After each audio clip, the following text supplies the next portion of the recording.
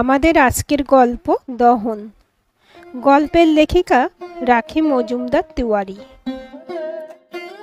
Designer ব্লাউজে ঝাঁ চকচকে ট্রেলারের দোকানটায় দাঁড়িয়ে ক্যাটালগ দেখছিল শহরের নামজাদা দত্ত পরিবারের একমাত্র পুত্রবধূ রাতুল দত্তের স্ত্রী হিন্দোলা। নামি দামি কাস্টমার বলে কথা, তাই খাতির যত্নের অভাব নেই। দোকানদার পুজোর ভিড়ের মাঝেও আলাদা করে সময় দিচ্ছে হিন্দোলাকে।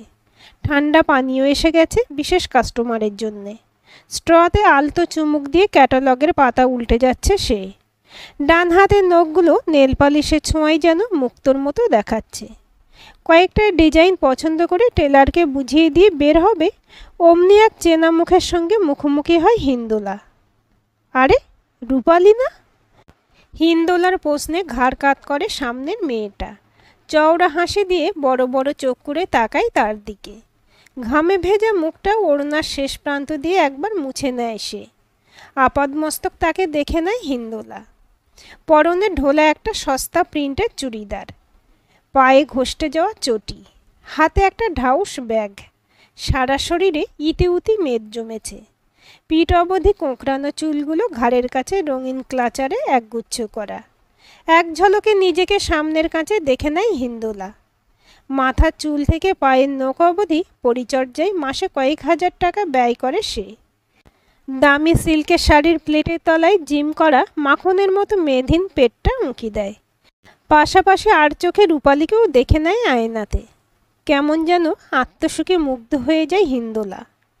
একটু দাঁড়া, এক্ষুনি আসছি, এই বলে দোকানের ভেতরে ঢুকে যায় রূপালী। কাঁচের দরজার ওপাশে রূপালী তখন দোকানিকে সেলাই করা ব্লাউজগুলো ডেলিভারি দিচ্ছে। হিন্দোলার বুঝতে অসুবিধা হয় না এই দোকান থেকে ব্লাউজ সেলাইয়ের অর্ডার নিয়ে যায় রূপালী। মুখ ঘুরিয়ে না দেখার ভান করে থাকে সে। দোকান থেকে বেরিয়ে এসে কলেজের দুই বন্ধু মুখোমুখি হয়। কত কথা জানতে হবে আজ হিন্দোলাকে। এত তাড়াতাড়ি রূপালীকে কিছুতেই ছেড়ে দিতে চায় না সে। কোথাও একটা বসতে চাইলে রূপালী বলে ওঠে, চল সামনে চায়ের দোকানটায় বসি। নাক কুঁচকোয় হিন্দোলা, চল আমার সাথে, ভালো কোথাও একটা আরামসে বসবো। রূপালীর চোখে মুখে অস্থিরতা দেখা দেয়, তবুও পায়ে পায়ে হিন্দোলার পিছু নেয় সে। ড্রাইভার হিন্দোলাকে দেখেই গাড়ির দরজা খুলে দেয়। নরম আসনে পাশাপাশি রূপালীকে বসিয়ে নেয় হিন্দোলা। রূপালী অনভ্যস্ত ভঙ্গিতে উসখুস করতে থাকে বসে বসে। কুশল বিনিময়ের পর কৌতূহলে রূপালীর সংসারের খোঁজ নিয়ে দুই একটা প্রশ্ন করতেই রূপালীর কিপ্যাডওয়ালা ফোনটা কর্কশ সুরে বেজে ওঠে। হিন্দোলা গাড়ির ভিতরের আবছা আলোয় সুস্পষ্ট দেখতে পায় ফোনের ও প্রান্তে থাকা মানুষটার সাথে কথা বলতে বলতে রূপালীর চোখের তারায় খুশির ঝিলিক উপচে পড়ছে। ফোনটা রেখেই বলে, দেরি হলেও খুব চিন্তা করে রে, বারে বারে ফোন করে খোঁজ নিতে থাকে। আচ্ছা বলতো, আমি কি কচি খুকি যে হারিয়ে যাব? কথাগুলো বলতে বলতে লজ্জায় লাল আভা ছড়িয়ে পড়তে থাকে রূপালীর ফর্সা গালে। হিন্দোলা খুঁটিয়ে দেখতে থাকে কলেজের বন্ধুকে। আসলে সে আজ চুলচেরা বিচার করে ওজনে মেপে নিতে চায় রূপালীর দাম্পত্যের সুখ তার নিজের দাম্পত্যের সুখের সঙ্গে। নীলচে আলো ছড়িয়ে পড়েছে কারুকার্য করা রেস্তোরাঁ সিলিং থেকে। মুখোমুখি বসেছে দুই বন্ধু। কোল্ড কফিতে চুমুক দিতে দিতে হিন্দোলা শুনতে থাকে রূপালীর সংসারের টুকরো টাকরা গল্প। রূপালীর ছোট্ট 4 বছরের মেয়ের গল্প। চোখের সামনে যেন রূপালীর সংসারের গল্পগুলো দৃশ্য হয়ে ফুটে উঠতে থাকে। রূপালীর বর ধ্রুবর খোঁচা খোঁচা দাড়ি ভরা মুখটা মনে পড়তে থাকে হিন্দোলার। হারিয়ে যায় সে ফেলে আসা অতীতে। কলেজের দিনগুলোতে ধ্রুবর সাথে হাতে হাত ধরাধরি করে কতদিন ঘুরেছিল হিন্দোলা। বসন্তের বাতাসে রঙিন প্রজাপতির মতো উড়েছিল দুজনে। গঙ্গার ঘাটে পালতোলা নৌকা দেখতে দেখতে ঘর বাঁধা স্বপ্ন দেখেছিল দুজনে। হাতে হাত রেখে চোখে চোখ রেখে প্রতিজ্ঞা করেছিল 7 জন্ম একসাথে চলবে বলে। বেকার ছেলের সঙ্গে জীবন জড়িয়ে তুমি সুখী হতে পারবে না কোনোদিন। আবেগ দিয়ে কি সংসার চলবে? মায়ের কথাগুলো যেন ব্রহ্মাস্ত্রের মতো মগজে ঢুকে গেছিল সেদিন। সুপ্রতিষ্ঠিত সুদর্শন দত্ত পরিবারের একমাত্র উত্তরাধিকার রাতুলের সাথে বিয়ের সম্বন্ধটা কিছুতেই ফেরাতে পারেনি হিন্দোলা। গাড়ি বাড়ি বিদেশ ট্যুর সুখ স্বাচ্ছন্দ্য এসবের কাছে গরিব ঘরের ছেলে ধ্রুবর ভালোবাসা যেন রঙহীন বড় ফ্যাকাশে মনে হয়েছিল সেই বিকেলে। মায়ের কাছে নিজের মতামত জানিয়েই ধ্রুবকে ফোন করে জানিয়ে দিয়েছিল বিয়ে ঠিক হয়ে যাবার কথাটা। ফোনের ও প্রান্ত থেকে শুধু ভেসে এসেছিল বেকার যুবকের একটা দীর্ঘশ্বাস। আর কোনোদিনও মুখোমুখি হয়নি ধ্রুব আর হিন্দোলা। বিয়ের পর অন্য বন্ধু বান্ধবের কাছে ধ্রুব টুকরো টুকরো খবর পেত হিন্দোলা। সে নাকি চরম ডিপ্রেশনের শিকার হয়ে হিন্দোলার বিয়ের পরের কয়েক মাস রাস্তায় ঘুরে বেরিয়েছে, চাকরি বাকরিও জোটাতে পারেনি। তখনই শুনেছিল রূপালী পাশে থেকে ধ্রুবকে আগলে রাখার মরিয়া চেষ্টা করে যাচ্ছে। পরে ওদের বিয়ে করার খবরটাও কানে এসেছিল হিন্দোলার। ধ্রুব কোনো এক বেসরকারি কোম্পানিতে ছোট্ট কাজ পেয়েছে, এই খবরও কানে এসেছিল তার। সোশ্যাল নেটওয়ার্কের ভার্চুয়াল দুনিয়ায় দুজনকে অনেক খুঁজেছিল হিন্দোলা, কিন্তু রূপালী ও ধ্রুব কাউকেই খুঁজে পায়নি সে। রূপালীর কিপ্যাড ফোনটা তখনই আবার কর্কশ সুরে বেজে ওঠে হিন্দোলাকে ফিরিয়ে আনে বর্তমানে। কথোপকথন থেকে হিন্দোলা বোঝে রূপালীর দেরি হচ্ছে কেন জানতে চেয়েছে ধ্রুব। খিলখিল করে হাসছে রূপালী। একজনের সঙ্গে আছি, নাম বলবো না, বাড়ি ফিরে সব বলবো গো। মেয়ে কাঁদছে না তো? তুমি ফিরে গেছো? আচ্ছা, মায়ের ওষুধটা দিয়ে দিও আধ ঘন্টা পরে, কেমন? হিন্দোলার মনে চুপি চুপি চোরাস্রোতে ঈর্ষার ঢেউ বয়ে যেতে থাকে। দহনের ধোঁয়ায় যেন ধূসর হতে থাকে তার দৃষ্টি। নিজেকে সামলানোর চেষ্টা করে সে। আজ কি নেই তার কাছে? তার যা আছে রূপালীর কাছে এক বিন্দুও নেই। রূপালী ফোনটা কেটে হাসি মাখা মুখে বলে, আরে আমিই তো তখন থেকে বলে যাচ্ছি, এবারে তুই তোর সংসারের গল্প বল। শুনেছি অনেক বড় লোক তোর কর্তা। ফোন করে দে, তোর দেরি হলে চিন্তা করবে নিশ্চয়ই। হিন্দোলা ছোট্ট করে শুকনো হাসি হাসে। সে তো এখন বিদেশে অফিসের ট্যুরে আছে। না না, ফোন করবে না, ওখানে তো এখন রাত। ঘুমিয়ে ঘুমিয়ে স্বপ্ন দেখছে সে। রূপালী হেসে লুটুপুটি খায়। তোরই স্বপ্ন দেখছে বল? হিন্দোলা অবাক হয়ে রূপালীকে দেখতে থাকে। এখনও সেই ফেলে আসা দিনগুলোর মতো অকারণেও হাসতে পারে রূপালী।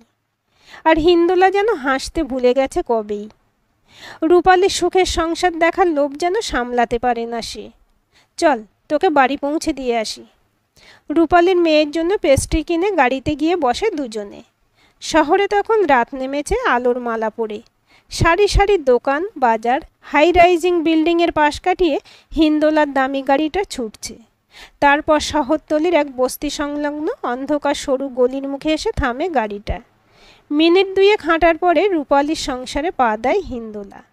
ছোট্ট ফুটফুটে একটা মেয়ে এসে কোমর জড়িয়ে ধরে রূপালীর। মেয়েটার হাতে পেস্ট্রির প্যাকেটটা ধরিয়ে দেয় হিন্দোলা। বুকের ভেতরটা কেমন যেন চিনচিন করতে শুরু করে। বারান্দার একপাশে একটা সেলাই মেশিন, তার পাশে মেঝেতে রং বেরঙের কাপড় কুচি স্তূপাকারে রাখা আছে। পলেস্তারা খসানো দেওয়াল জুড়ে রং পেন্সিলের আঁকিবুঁকি। অল্প ওয়াটের বাল্ব হলদে আলো ছড়িয়ে দিয়েছে জোড়াতালের মেঝেতে। সাদা চুলের বয়স্ক মহিলা শীতল পাটি বিছানো চৌকিতে বসে বসে দুলছেন। মাথার উপর ক্যাঁচর ক্যাঁচর আওয়াজ করে ফ্যানটা ঢিমে তালে ঘুরছে। হিন্দোলার ফেসিয়াল করা মোম পালিশের মতো নরম গালে আর কপালে বিন্দু বিন্দু ঘাম জমতে থাকে।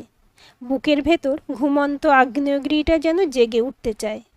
গলার কাছটা কেমন দলা পাকিয়ে উঠতে থাকে। চোখ দুটোতে জ্বালা ধরে যায়। ধ্রুব বেরিয়ে আসে ভিতর থেকে। অপ্রস্তুত চাউনি ধ্রুব চোখে মুখে। খিলখিল করে হেসে ওঠে রূপালী। বলেছিলাম না একজনের সঙ্গে ঘুরে বেড়াচ্ছি। হিন্দোলাকে কাঠের চেয়ারটা এগিয়ে দেয় ধ্রুব। রূপালী চলে যায় রান্নাঘরে চায়ের জল চাপাতে। তোরা গল্প কর, আমি এক্ষুনি চা নিয়ে আসছি। হিন্দোলা অবাক হয়ে রূপালীকে দেখে। স্বামীকে প্রাক্তনের সামনে বসিয়ে কিভাবে নিশ্চিন্তে চলে যেতে পারে রূপালী। দু একটা কথা হয় ধ্রুবর সাথে। কুশল সংবাদটুকু শুধু জানতে চায় ধ্রুব। তারপরই তাকে একা বসিয়ে ঘর ছেড়ে চলে যায় সে, যেন পালাতে পারলেই বাঁচে। এত উদাসীন হতে পারে হিন্দোলার প্রাক্তন প্রেমিক?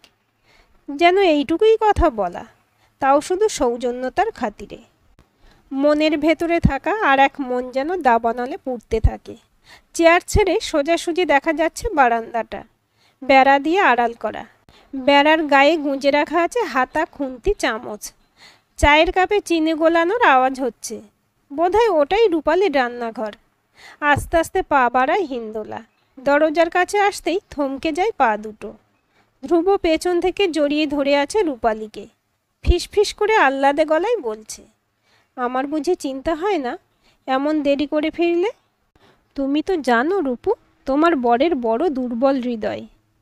রূপালী ছাঁক নেয়, চা ছাঁকতে ছাঁকতে উত্তর দেয়, জানি গো জানি, তোমার হৃদয়ের খোঁজ আমি জানবো না তো আর কে জানবে শুনি। আর এক মুহূর্ত দাঁড়াতে ইচ্ছে করে না হিন্দোলার। পা টিপে টিপে রূপালীর সংসার ছেড়ে বেরিয়ে আসে সে। ওপাশের ঘর থেকে দুই অসমবয়সী মানুষের কণ্ঠস্বর ভেসে আসছে। ঠাম্মার নাতনি সুর করে গাইছে, আম পাতা জোড়া জোড়া মারবো চাবুক ঘোড়া, ওরে বুবু সরে দাঁড়া। রূপালীর ঘর থেকে বেরিয়েই অন্ধকার গলিটাতে দৌড়াতে থাকে হিন্দোলা। গাড়িতে বসে হাঁপাতে থাকে সে। গাড়ি ছুটছে সরীসৃপের মতো কালো কুচকুচে আঁকামাঁকা বাইপাস রাস্তা ধরে। হিন্দোলা চোখের সামনে ভাসতে থাকে রূপালীর প্রেমের সংসার, যে সংসার ওর হতে পারত, কিন্তু রাতুলের সাথে গাঁটছাড়া বাঁধবে বলে ধ্রুবর হাত ছেড়ে দিয়েছিল সে। নিজেকেই আর জিজ্ঞেস করে, কি পেয়েছে সে রাতুলের সঙ্গে সংসার বেঁধে? ঐশ্বর্যে ভরপুর কিন্তু প্রেমহীন হিন্দোলার সংসার। রাতুল তার জগতে আনন্দ ফুর্তিতে ব্যস্ত। যেদিন হিন্দোলার মিসক্যারেজ হয়ে গেল, ফেলোপিন টিউবে সংক্রমণ হয়ে গেল, ডাক্তাররা জানিয়ে দিলেন হিন্দোলার মা হতে পারবে না, সেদিনও রাতুল তার কাছে ছিল না। খবরটা জানার পর রাতুলের মনের খবর পড়তে পারেনি হিন্দোলা। কেমন যেন প্রতিক্রিয়াহীন এক উদাসীন পুরুষ রাতুল। অথচ হিন্দোলা ছাড়া বাকি সব ব্যাপারেই রাতুলের উচ্ছ্বাস যেন উপচে পড়ে। ঘরের বাইরে আর এক ঘর আছে রাতুলের, সে খোঁজ জানে হিন্দোলা। প্রথম দিকে বিদ্রোহ করত, অশান্তির ঝড় বয়ে যেত নীলচে আলোর বেডরুমটায়। বালিশ ভিজত নোনা জলে, রাতের পর রাত জাগত হিন্দোলা। আজকে শান্ত হয়ে গেছে হিন্দোলা। দুজনের বেডরুম এখন আলাদা। যদি কখনো দুজনে কাছাকাছি আসে, তবুও মন পড়ে থাকে কয়েক যোজন দূরে। অপ্রেমের সংসারে প্রেমে থাকার অভিনয় করে পড়ে রয়েছে হিন্দোলা। দিন রাত ঐশ্বর্য আর স্বাচ্ছন্দ্যের মাঝেই সুখ হাতড়ে বেড়ায় সে। তবুও আজ কেমন যেন নিঃস্ব মনে হচ্ছে নিজেকে। মনে হচ্ছে এর চাইতে বোধহয় রূপালী টানাটানির সংসার, জোড়াতালির ঘর প্রেমে টইটুম্বুর হয়ে আছে। তবুও অপ্রেমের সংসারেই ফিরতে হবে হিন্দোলাকে। প্রেম আর অপ্রেমের গোলকধাঁধায় পথ হারাবে না সে কিছুতেই। ঈর্ষার আগুনে পুড়তে থাকলেও মনের ভিতরে থাকা আর এক মন যে চায় ভালো থাকুক ধ্রুব আর রূপালী তাদের প্রেমের সংসারে। বাইরে ঝিরঝিরে বৃষ্টি নেমেছে। ওয়াইপার গাড়ির ঝাপসা কাঁচটাকে মুছে দিচ্ছে বারে বারে। হিন্দোলা চোখ দুটো ঝাপসা হতে থাকে নোনা জলে। আজকের গল্পটি আপনাদের কেমন লাগলো কমেন্ট করে জানাবেন। ভালো লাগলে লাইক, শেয়ার, সাবস্ক্রাইব করবেন এবং নতুন ভিডিও আপডেট পেতে বেল আইকনটি ক্লিক করে রাখুন।